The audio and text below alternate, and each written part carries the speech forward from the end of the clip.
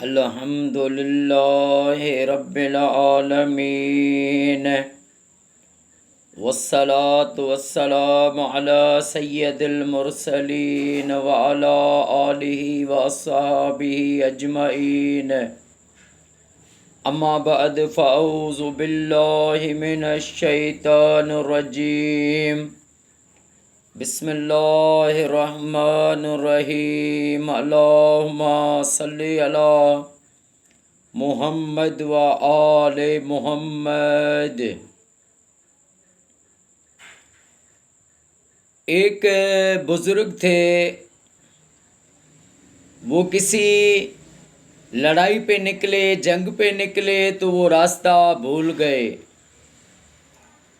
جیسے راستہ بھول گئے تو وہ ایک پہاڑی پر چلے گئے۔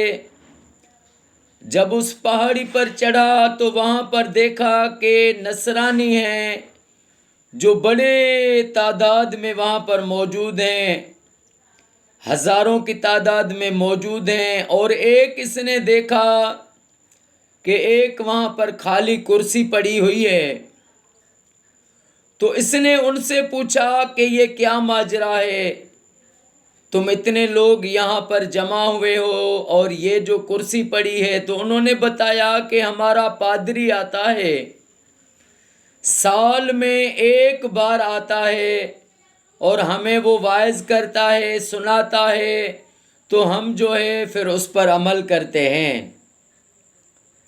تو یہ بھی ان کے ساتھ مل کر بیٹھ گیا۔ وہ جیسے پادری آیا تو پادری نے آتے کہا کہ آج میں تقریر نہیں کروں گا، مجھ سے تقریر نہیں ہوگی۔ وجہ پوچھی تو اس نے کہا کہ یہاں پر مجمع میں کوئی محمدی بیٹھا ہے، کوئی مسلمان محمد مصطفیٰ کا امتی بیٹھا ہے، اس لیے آج میں تقریر نہیں کروں گا۔ تو اس پادری نے کہا کہ اے محمدی، تجھے اللہ رسول کا واسطہ ہے، تو کھڑا ہو جا تاکہ میں دیکھ لوں۔ تو وہ بزرگ کھڑے ہو گئے۔ جیسے کھڑے ہو گئے تو اس پادری نے کہا کہ آج میں تجھ سے کچھ سوال کرنا چاہتا ہوں، آج میں تقریر نہیں کروں گا، تجھ سے کچھ سوال کروں گا، مجھے اگر تو نے ان کے جواب صحیح دیے تو پھر جو ہے میں کہوں گا بے شک۔ تو اس بزرگ نے کہا کہ تم مجھ سے سوال پوچھو، جو بھی پوچھنا چاہتے ہو پوچھو۔ تو اس پادری نے کہا کہ جنت میں جنت کے میووں کا ذکر ہے، کیا اس کی کوئی یہاں پر بھی مثال ہے؟ ویسے یہاں پر بھی کیا جنت کے میوے ہیں؟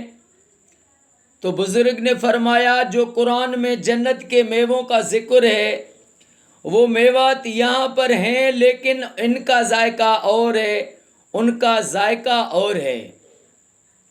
پھر اس نے پوچھا کہ تم مجھے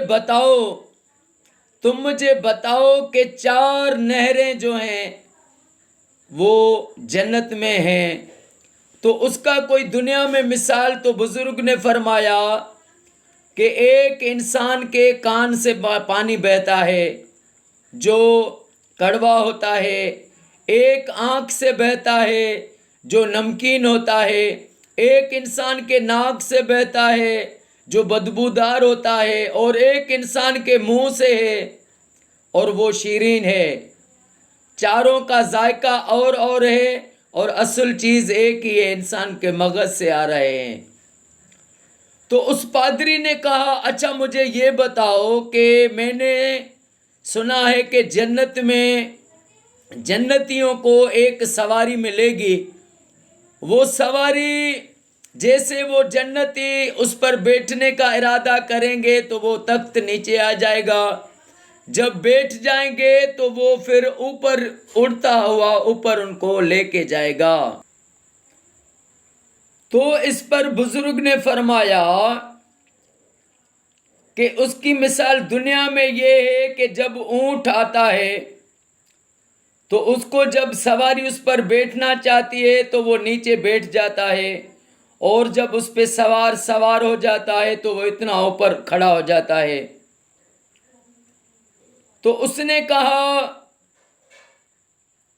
مجھے یہ بتاؤ، میں نے تم سے سوال پوچھے، تم نے مجھے جواب دیے۔ اب بزرگ نے اس پادری کو کہا کہ اب میرا صرف ایک سوال ہے، اس کا تو مجھے جواب دے۔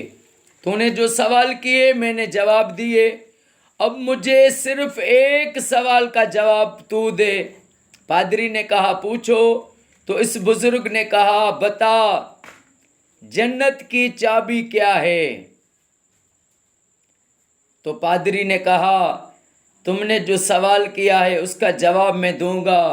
میں نے یہ پڑھا ہے کہ جنت کی چابی ہے لا الہ الا اللہ محمد رسول اللہ۔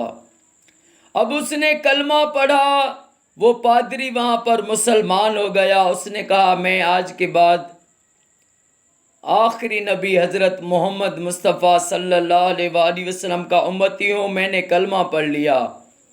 اب اس نے جب کلمہ پڑھا تو جو بھی نصرانی وہاں پر موجود تھے سب لوگوں نے کلمہ پڑھا اور سب آقا کے امتی ہو گئے۔